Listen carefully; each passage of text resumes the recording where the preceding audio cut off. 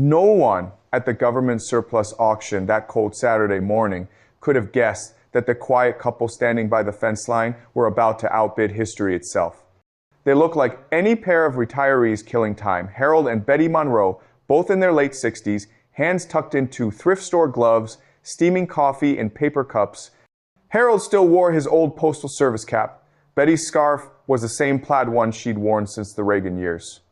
They were kind people with careful habits, the kind who rinsed Ziploc bags to reuse them, who checked the library sale bin before buying a new book, who believed that nothing was truly useless, just waiting for the right hands. For years, their Saturday ritual had been small auctions and yard sales around Boise, their shared game of turning rust into rent. Harold fixed old radios. Betty polished trinkets and listed them online. Sometimes they made $20, sometimes none, but it kept them hopeful, connected, alive. By the end of that winter, money was thinner than usual. Their furnace had quit in November, and the repairman's quote sat folded under a magnet that said, "God provides." Betty's blood pressure pills had gone generic, but even that savings barely mattered when Harold spotted the flyer taped to the post office bulletin board. Government surplus auction, open to public, mystery lots, former Air Force inventory. He thought maybe, just maybe, it could be their lucky break. They arrived early, the fairgrounds parking lot crusted with snow, rows of gray metal crates lined under floodlights, a diesel generator hummed somewhere behind the warehouse. The bidders were mostly scrap dealers, mechanics, and a few curiosity hunters with coffee thermoses. The auctioneer stood on a wooden pallet, calling numbers through a bullhorn.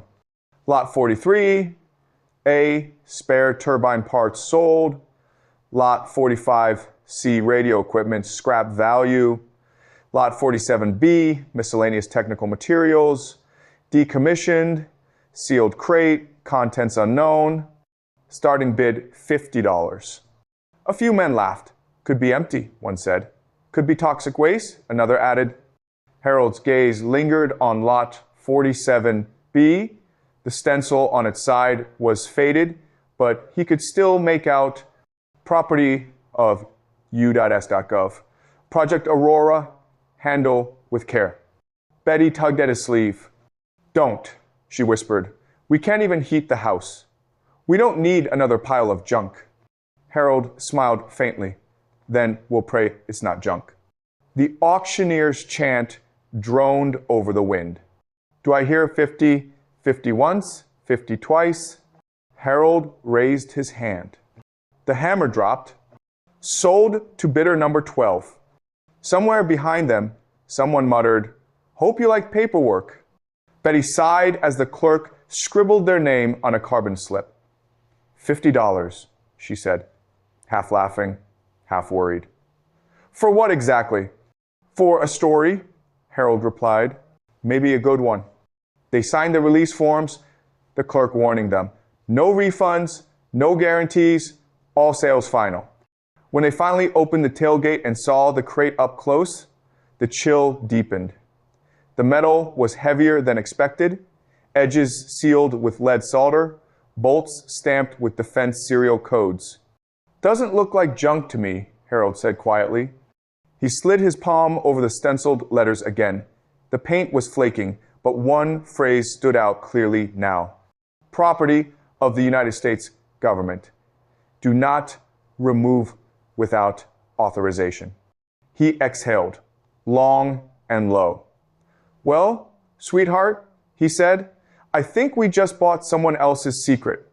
The wind howled through the empty fairgrounds as they loaded the crate into their truck bed. No one noticed the man across the lot in a dark SUV photographing their license plate. That night, the Monroes drove home through falling snow, the crate strapped down under a tarp, rattling softly with each bump in the road. Neither spoke much, though both were thinking the same thing, about luck, about risk, about the strange sound inside that metal box. By the time they reached their small house on Sycamore Street, the snow had stopped. The porch light flickered weakly as Harold parked. Betty looked at the crate and shivered. $50, she murmured. It better not be trouble. Harold shut off the engine and stared at the gray mass gleaming under the moonlight. "Bet," he said softly, "I think we might have just made the most expensive mistake of our lives." Snow hissed under the truck's tires as Harold backed into their narrow driveway. The porch light stuttered twice before staying on, casting a weak amber pool across the garage door. The world felt smaller out here, just the hum of the engine, the smell of cold metal, and the heavy silence of two people wondering if they'd done something foolish. "Let's leave it till morning," Betty said, rubbing her hands for warmth. Harold shook his head. "If we wait, I'll just lie awake thinking about it." He pulled the chain on the bare bulb overhead. Light spilled across paint cans, lawn tools, and a cluttered workbench that had seen 40 years of repairs. The crate sat in the truck bed like an uninvited guest, edges rimed with frost. Harold fetched his old crowbar. "Careful," Betty warned. "If that thing leaks oil or whatever's in there, it's government stuff, not a swamp drum," he said, but his voice lacked conviction. The first strike echoed sharply. Lead solder cracked away in flakes. The lid groaned like a long, locked chest giving up its secrets. A puff of stale, chemical air drifted out dry dust mixed with something sharper, almost electrical. They both coughed. Inside lay 3 titanium cases, dull silver and perfectly stacked, foam-lined like instruments of precision. Each bore a small placard stamped Project Aurora Property U, S Gov T, A F89C. No rust, no paper tags, no explanation, just weight and silence. Betty leaned in. "Technical equipment, huh? Looks more like space junk." Harold tapped one of the lids. It rang high and pure, no hollow echo. "Military storage. These things are built to outlive us." He pried the latches on the smallest case. They snapped free with unsettling ease. Inside was a foam tray holding what looked like circuitry frozen in amber coils, gold-lined chips, and 2 crystalline blocks wired into a harness. A faint hum tickled the air, so low it was more felt than heard. "Harold, is that supposed to be making noise?" He bent closer. A faint green light pulsed once inside the resin, then darkness again. Residual charge, maybe. Capacitors can hold energy for decades. He said it like a man convincing himself. They moved through the rest carefully. One case of identical components. Another filled with manila envelopes sealed in wax, stamped confidential Department of Defense R&D. Each envelope had a red serial tag and a date 11/14/1989. Betty sat on an overturned paint bucket staring at the hull. "So what are we supposed to do with that?" "Document it," Harold said automatically. He fetched his old digital camera, took photos from every angle, muttering item numbers under his breath. "Project Aurora, AF89, C0147 through -0150, condition intact." When he looked up, she was watching him with that half-worried, half-loving expression she saved for his impossible ideas. "You think this is worth something?" He hesitated. "Everything the government touches costs something." The bulb overhead flickered. For a heartbeat, the cases gleamed like mirrors, then the light steadied again. Betty crossed her arms. "Promise me we won't touch the rest tonight." He nodded, though his fingers still hovered over the next latch. They dragged an old tarp over the cases and wedged the crate against the wall. The garage smelled faintly of ozone now, a whisper of burnt dust that wouldn't fade. As they shut off the light, Betty glanced back one last time.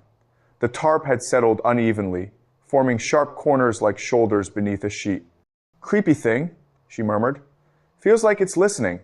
Harold chuckled softly, but the sound died in the doorway. Inside the house, the heater clicked twice before catching. Betty brewed chamomile. Harold opened his laptop on the kitchen table. He typed Project Aurora AF89C into the search bar. The first few links were aviation rumors, conspiracy blogs, then access denied. Every official archive redirected to a blank page. Betty placed a mug beside him. Anything? Nothing that should be this hard to find. She rested a hand on his shoulder. Maybe that's a sign we shouldn't be looking. Or maybe, he said quietly, it's the reason we have to. Outside, the garage light had gone dark, but if either of them had looked through the frosted window, they'd have seen a faint pulse of green glow leaking from beneath the tarp, one slow heartbeat every few seconds, like the memory of a machine refusing to die.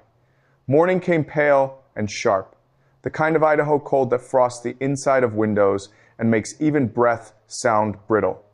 Betty woke first, her knees aching in that dependable way they did when snow was coming.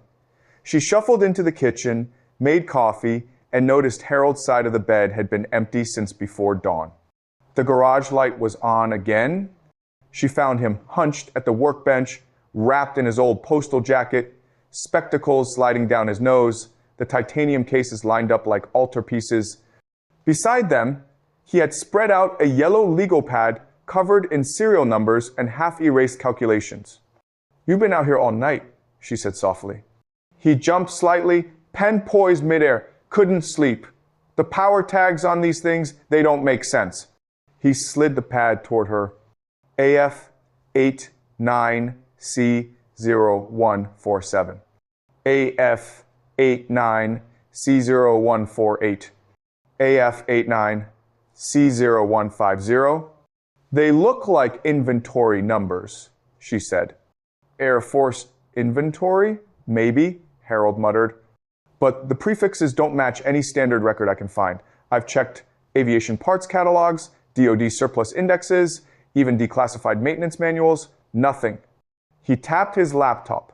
A half-dozen browser tabs glowed in the gloom. Obscure message boards, an archived engineering forum from 2003, an Air Force enthusiast site where usernames like Cold War Vet, 77, and Hangar Ghost debated abandoned programs. Project Aurora, Harold read aloud. It's been rumored for years, supposed stealth aircraft that could outrun satellites. Everyone thought it was urban legend. But look, he zoomed in on a blurry image. A triangular craft, grainy and silver, captioned unconfirmed sighting, Nevada desert, 1991. Betty sighed, setting her coffee down. Harry, if that's what this is, then we don't want it in our garage. We don't even want to know we have it. He looked up, tired but bright-eyed. You ever wonder where all the money goes? The headlines about billions lost in defense budgets? This could be part of that. Lost equipment. Or something meant to be lost. Or something that's supposed to stay that way. Her tone was gentle but firm. She reached to turn off the laptop. He stopped her hand. Just one more search, he said.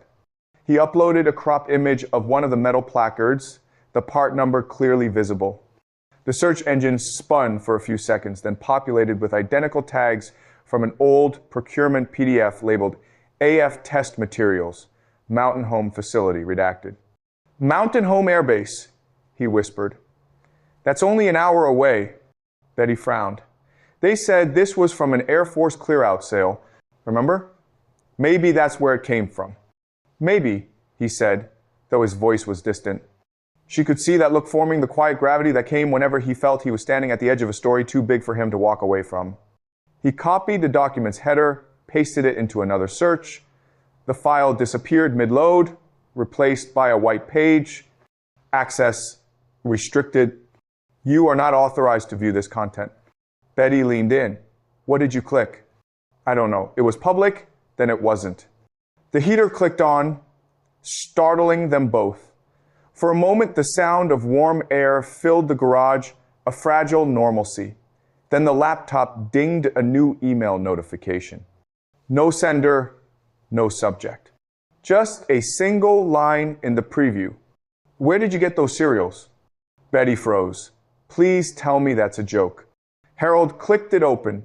The message was blank, except for an attached photo, one of the pictures he'd taken of the crate, the one showing their garage wall and calendar in the background. Harold, she whispered, stepping back. How could they? I uploaded those pictures to the forum, he said, his throat tightening, for help identifying the codes. Someone saved them. He quickly shut the laptop, unplugged the Wi-Fi router. Silence returned, thick and close.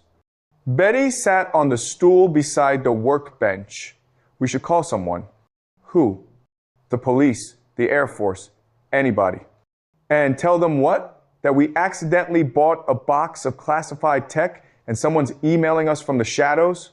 They'd seize everything and we'd still be suspects? He rubbed his temples. No. First, I need to understand what we're holding. He took the smallest of the titanium cases, weighed it in his hands, then set it on the bench. Using a screwdriver, he pried loose one corner of the identification plate. Beneath it, engraved into the metal, was another code, entirely smaller, older, etched by hand.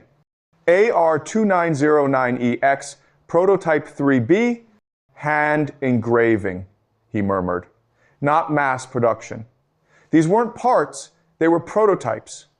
Betty didn't answer. She was watching the frost gather on the window behind him.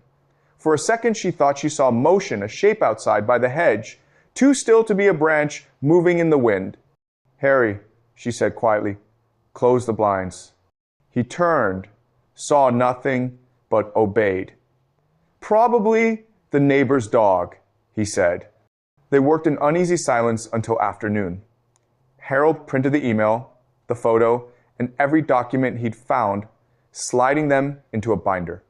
If anything happens, he told her, these go straight to the newspaper. You're scaring me. I'm scaring myself, he admitted. As evening fell, he carried the binder inside. Betty followed, glancing back at the garage door. Something about the crate felt heavier now, as if it knew it had been discovered. After dinner, Harold stepped out to check the mailbox. A single plain envelope sat inside. No stamp, no address, just their name, typed neatly across the front. He tore it open under the porch light. Inside was a small slip of paper with the same question as the email. Where did you get those cereals? And below it, scribbled in pen, don't talk to anyone. They're not finished with that project. The paper trembled in his hands. He looked up and scanned the street. Dark windows, distant TV glow, the soft hiss of tires on wet asphalt. When he stepped back inside, Betty saw his face and didn't need to ask. She simply said, we're in trouble, aren't we? Harold folded the note carefully. Maybe not, he said. Maybe this is just someone trying to scare us. But as he switched off the porch light, a faint reflection caught his eye across the street, a dark sedan idling at the curb, headlights off, exhaust curling white into the cold. He stared for a long time. The car didn't move. Inside the house, the phone rang once, then stopped. Betty reached for his hand. Please, Harold, promise me tomorrow we'll take this to someone official. He nodded, though the knot in his stomach said otherwise. Tomorrow, he whispered. They went to bed with the blinds closed, the house darker than usual.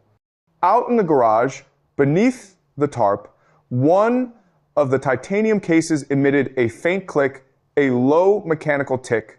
Like a clock restarting after decades of silence, Harold sat at the kitchen table, staring at the envelope from last night. The message still felt warm from his fingers. Across from him, Betty stirred her coffee without drinking it. Neither of them had slept much. The sedan had idled outside until nearly 3 a.m. Headlights off, engine barely audible. When it finally rolled away, it left only tire prints in the slush and a smell of burnt oil. I'm calling the police, Betty said. Even if they laugh at us. Harold hesitated. And tell them what? That we bought a crate of mystery hardware at a government sale and someone's watching us for it? They can at least drive by. He didn't answer. The idea of strangers in suits returning with warrants felt worse than the car outside. A dull knock rattled the front door. They froze. 3 deliberate thuds. Not impatient, not friendly official. Harold's heart kicked hard in his ribs. Betty mouthed, don't answer. The knock came again, louder. A man's voice followed, calm and measured. Mr. and Mrs. Monroe, sorry to bother you this early. My name's Mr. Sloan. I believe you recently purchased property at the surplus auction. Harold rose slowly, motioning Betty toward the hallway. He cracked the curtain an inch. A tall man stood on the porch in a dark wool coat, breath fogging, gloved hands clasped around a leather folder. Behind him, the same black sedan idled at the curb. Harold opened the door a foot. Can I help you? The man smiled with bureaucratic warmth. Just some follow-up on the auction. There was a mix-up with a few lots old records being digitized. Mind if I step inside for a moment? Something about his tone, too casual, too smooth, made Harold's stomach tighten. I think we're fine out here, he said. Sloan nodded, unbothered, understandable. Cold morning, though. He flipped open his folder. Inside was a photocopy of the auction manifest. You purchased lot 47B for $50, correct? Harold nodded. I'm with Defense Logistics Oversight, Sloan said. Producing a badge too quickly for Harold to read, we're accounting for misplaced materials. The contents of that lot were not intended for civilian release. Betty had stepped beside Harold now. We bought it legally, she said. Paid cash, got a receipt. Of course, Sloan said. Nothing you've done is illegal. We simply need to recover some government property for safety reasons. His phrasing, for safety reasons, sent a shiver through her. What kind of property? Harold asked. Sloan's eyes flicked past them into the hallway. Let's discuss that inside. Harold didn't move. If you're with the government, you'll have paperwork. Sloan smiled faintly. That's being processed as we speak. The faster we secure the materials, the fewer complications for everyone. From the curb, a second man stepped out of the sedan, shorter, broader, wearing mirrored sunglasses despite the overcast sky. He leaned against the hood, watching. Betty whispered, Harry? He squeezed her hand once. We'll bring the crate to the porch. You can look at it here. Sloan's pleasant mask thinned. That won't be necessary. We have transport waiting. I'll supervise loading. I'm not handing anything over without a receipt, Harold said. The pause that followed was long enough for them to hear a crow calling somewhere beyond the trees. Then Sloan sighed and closed his folder. Suit yourselves, but I do advise cooperation. He took a step back, voice still polite. I'll give you time to think. The two men returned to the car, doors shutting in perfect unison. The engine stayed running. They watched from the window for nearly an hour. The sedan never moved. When the phone rang at noon, both jumped. Caller ID, unknown number. Betty answered before Harold could stop her. Mrs. Monroe, Sloan's voice said, calm through static. We're not here to frighten you, but the materials you possess are dangerous if mishandled. You could be liable. Please don't make this complicated. She hung up, trembling. He knows our number. Harold shut the curtains, packed the binder. We're leaving. Leaving where? Someplace public. They loaded their truck with the binder, camera, and a thermos of coffee. The titanium cases stayed locked in the garage, tarped over. As they backed out, the sedan pulled away first, keeping 2 car lengths ahead. They drove aimlessly through Boise's grid of winter streets, stopping at a crowded diner on Vista Avenue. Harold parked near the window where he could watch the road. Inside, the smell of bacon and coffee almost steadied his nerves. A waitress named Marla, who'd served them for years, smiled. You two look like you've seen a ghost. Close enough, Betty murmured. They ordered pancakes they barely ate. Harold checked the window every few minutes. The sedan idled across the street. He pulled out his phone, opened the call log, hovered over 911. Betty shook her head. If they really are government, that just drags us deeper. Then who else can we? Before he finished, the diner door opened. The bell jingled. Sloan entered. No coat this time, no smile. He walked straight to their booth, ignoring the waitress. "Mr. Monroe," he said evenly, "I need that property now." Harold forced calm. "You're harassing us. Sit down or leave." Sloan leaned closer. "You don't understand what you're holding. Those devices contain proprietary navigation cores developed under federal contract. Their existence is classified. If someone else finds out..." "Someone else already has," Harold said quietly. "A reporter." For the first time, Sloan's composure cracked. His jaw tensed. That was unwise. "Threatening retirees is unwise," Harold replied. The man straightened. "You have until tonight to return the crate. After that, this becomes a legal matter."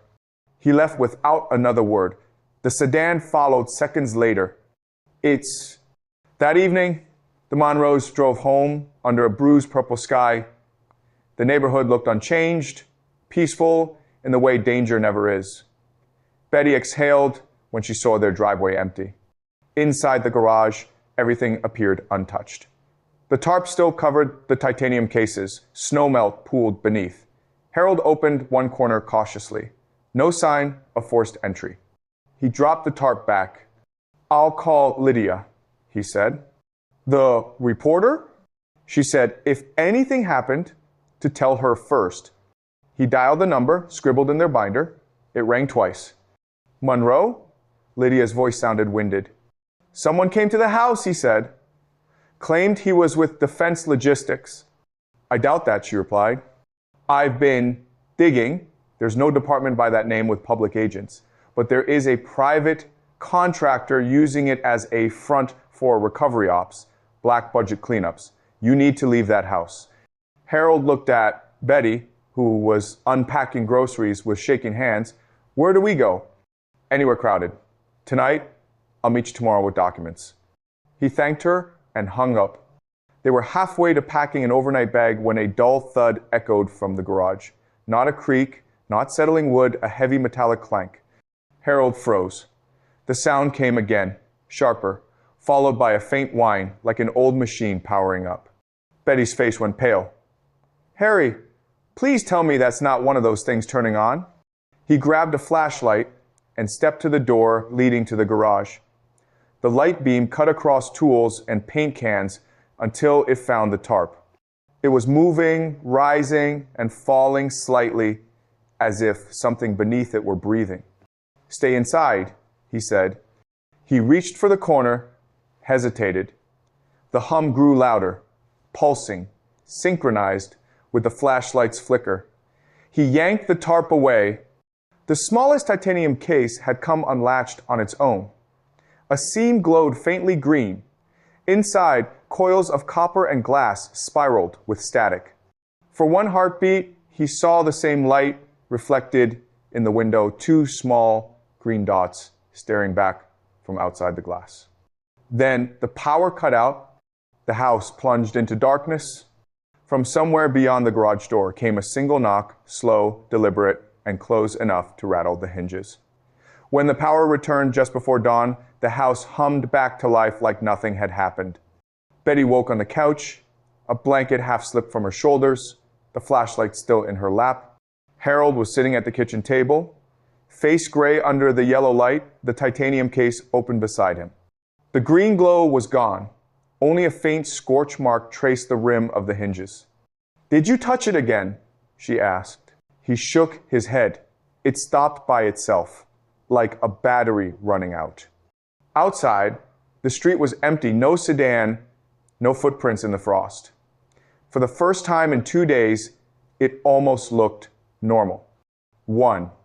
At 10 a.m., a knock came, not pounding this time, but the clipped rhythm of someone who belonged there.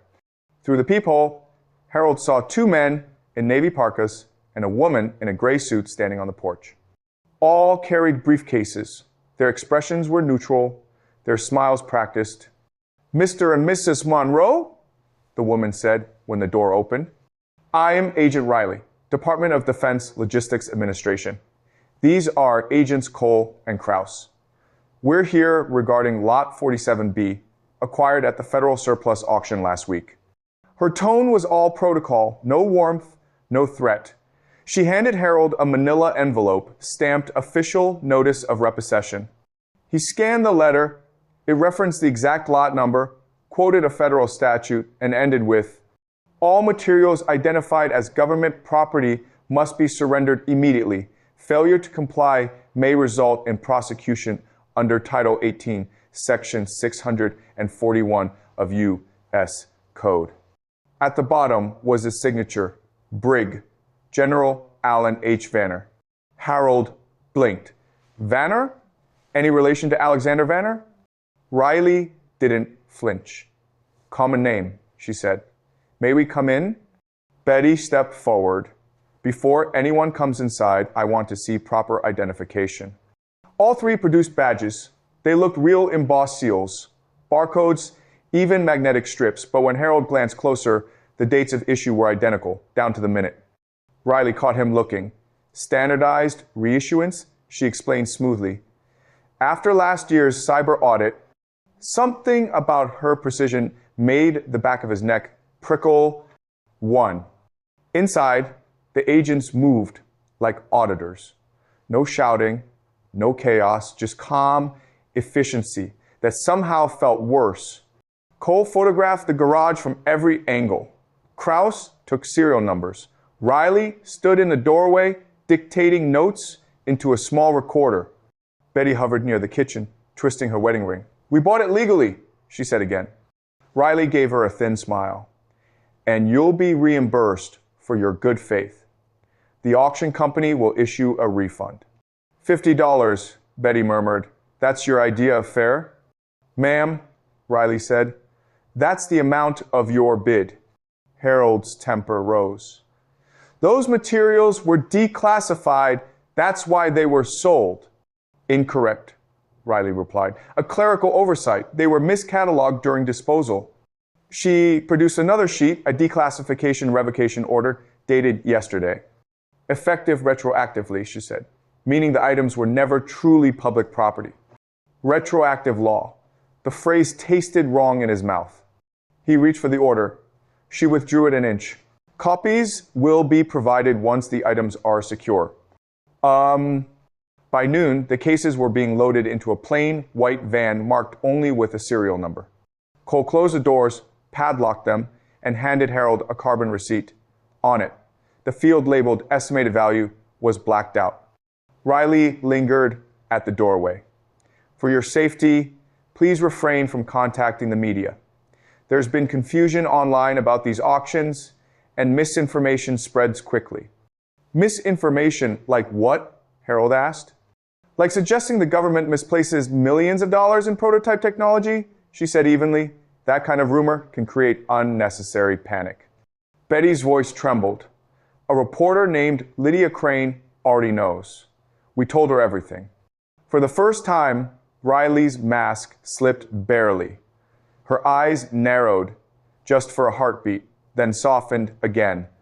"I'm sure Miss Crane will do the responsible thing once she sees our documentation." She handed them each a card. "If anyone contacts you claiming to be an investigator, direct them to me." When they left, the van pulled away without sound, tires crunching softly on the snow. The neighborhood swallowed the noise and went still. That evening, Harold sat, staring at the carbon receipt on the table. The word "property recovered" was stamped diagonally across it in red ink. He turned it over. The back was blank. "What's the point of keeping this?" Betty asked. He shrugged. "Paper's all we have left of the truth." The phone rang. Unknown number. He let it go to voicemail. 30 seconds later, it rang again. Betty answered before he could stop her. "Mrs. Monroe?" Lydia's voice, hushed but urgent. "Don't hang up. Your house is probably tapped." Betty gasped. "What?" "They just shut down my article," Lydia continued. "Editor says the Pentagon called directly. They issued a statement claiming your lot was a training exercise, fake hardware for public disposal drills. They're saying it's worth less than scrap." Betty covered the receiver. "They're denying everything," she whispered. "Let her talk," Harold said. Lydia went on. They showed me documents signed by a General Alan Vanner. But the Pentagon directory doesn't list anyone by that name, not past or present. Whoever came to your house isn't DOD. Her voice cracked. Please tell me you didn't give them the equipment. Harold felt the floor drop away. They took it this morning, with paperwork and badges. Oh God, Lydia said. Listen carefully. There's an internal audit tied to those serial numbers. If the hardware surfaces in private contracts, that's proof of embezzlement. Someone's covering a $40 to $50 million hole. Keep every receipt, every photo, every email. I'm coming tomorrow with a secure drive. The line clicked dead. For the rest of the night, they moved like ghosts through their own home. Harold checked the windows. Betty packed documents into a baking tin and hid it under flour in the pantry. At midnight, headlights swept briefly across the curtains, then disappeared. The phone buzzed again, a text from an unknown number. Stop talking to the press. We know what you kept. Betty's hand shook. What we kept? They took everything. Harold's mind raced. The humming case, the one that opened by itself, he closed it again. But had he really sealed it? He ran to the garage. The space smelled faintly of burned metal and ozone. Against the wall, where the crates had been, a rectangular outline remained on the concrete cleaner than the rest, like something had radiated heat. In the middle of that mark lay a single glass shard, small as a coin, glowing faintly green. He picked it up with trembling fingers. The hum vibrated through his skin, delicate as a heartbeat. Behind him, Betty whispered from the doorway, Harry, what if that's what they meant? He dropped the shard into a coffee can and sealed it with duct tape. Then we keep it safe, he said, for Lydia. Right. The next morning brought a certified letter slid under the front door, no return address. Inside, on government letterhead, was a single page. To Harold and Betty Monroe. The Department of Defense appreciates your cooperation in resolving the inventory discrepancy regarding Lot 47B. Please be advised that dissemination of false information or possession of classified material may constitute a federal offense. This matter is considered closed. At the bottom, stamped in red, case terminated. Harold read it twice, then 3 times.